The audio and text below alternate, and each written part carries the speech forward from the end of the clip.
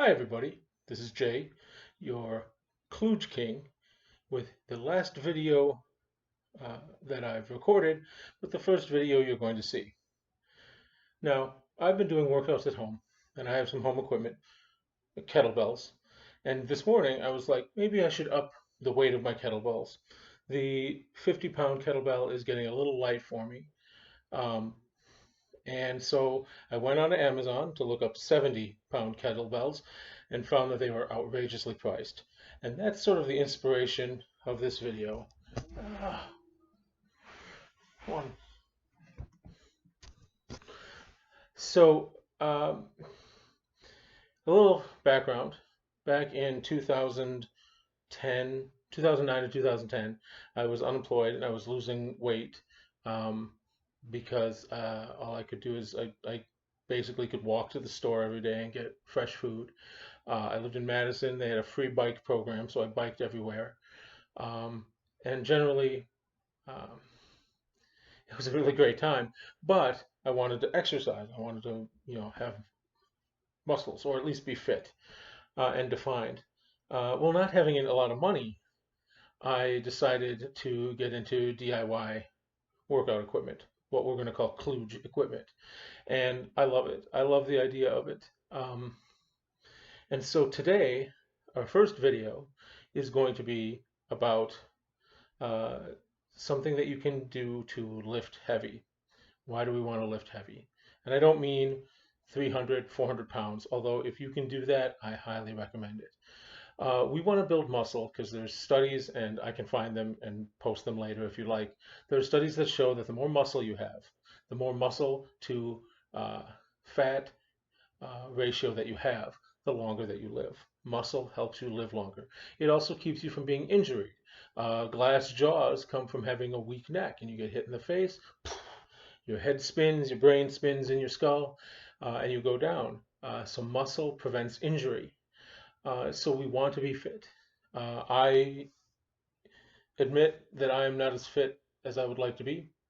After I lost 125 pounds in 2010 to 2011, I went through a stint of depression and I gained about 60 pounds of it back. And I'm starting to lose it again.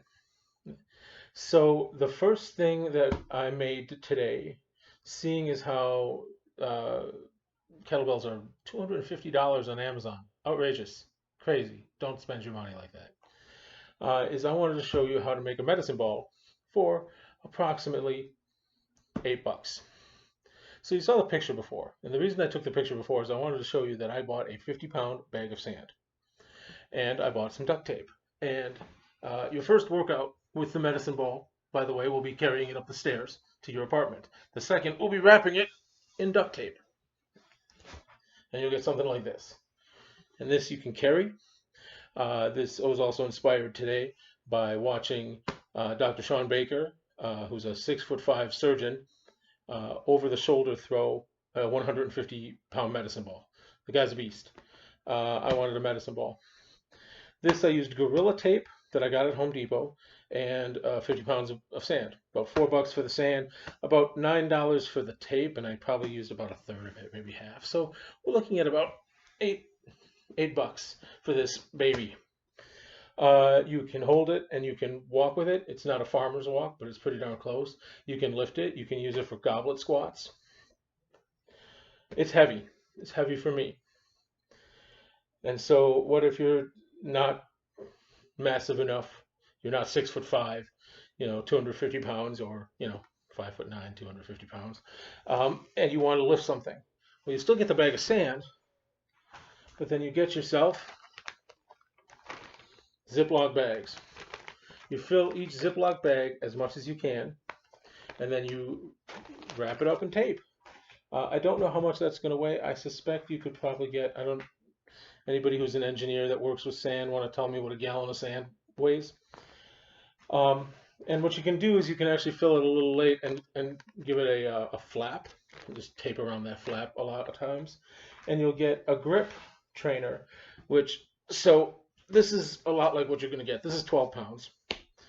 And this, I made some exercise equipment using a tire inner tube tire.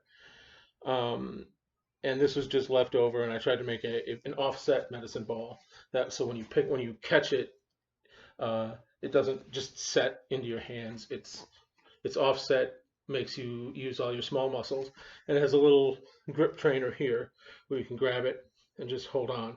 You can do that with these Ziploc bags. You can just stop the sand maybe here, and then tape around and around and around until you get something you can hang on to. Practice your grip strength. Very important for sword fighting. The stronger your grip is, the easier it's going to be to handle the sword. Which is, I should say it this way. I've found that since I started training my grip, it's been easier to handle the sword. So that's it. Your second workout, like I said, is going to be taping this thing. I didn't cut it. I didn't open it. I just taped where there was a little sand leaking out, and then taped uh, across the top and the bottom to make kind of a flat surface, and then just wrapped the whole thing in tape. Uh, Lots of exercise today, lots of exercise for it. But these are simple things, and I talk about this in another video. But since I said it there, I want to, and this is the first one you're going to see. This stuff is great because this was $8.